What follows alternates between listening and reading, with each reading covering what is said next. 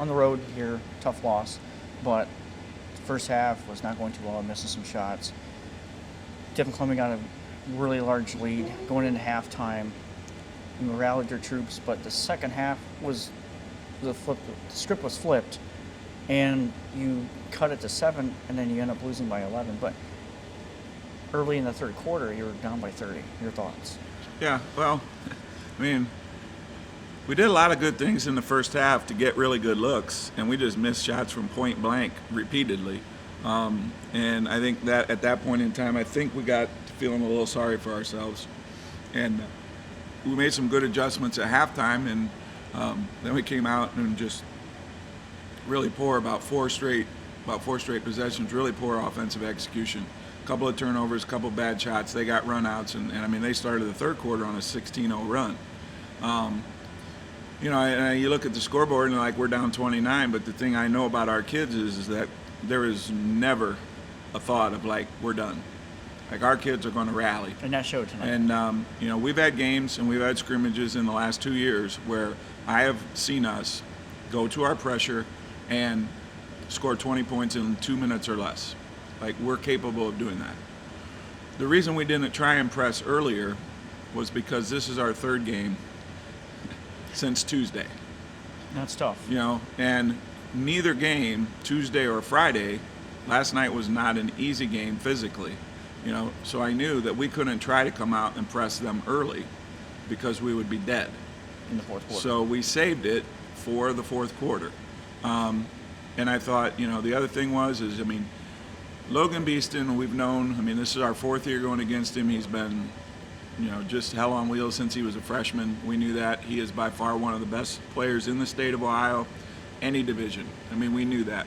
But we think Jordan Ferguson is also a really good young player who's coming.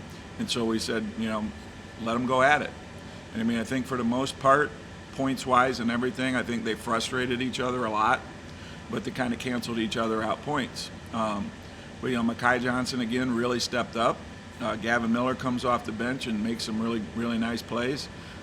We shared the ball really well, and our identity offensively is we're always better when we play quick.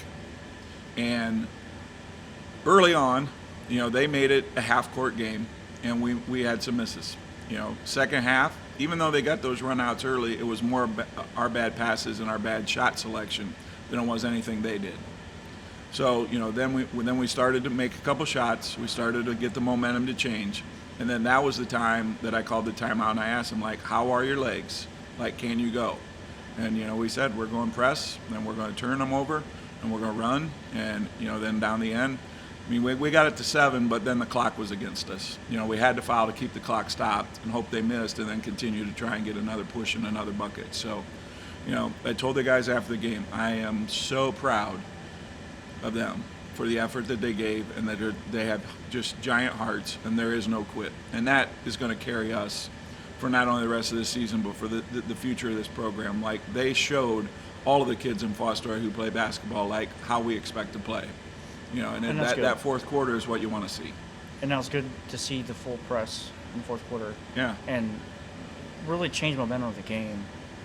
And the crowd and everything, the Fostoria crowd was really into the game in the fourth quarter with the scoring and everything going on. Well, if it wasn't the third game of the week, in 5 days, we could have gone earlier. And that's just the nature of a non-league game on a Saturday night. So, the nice thing is we now have a week to get ready for a very, very good opponent next week, and we're going to just come out swinging.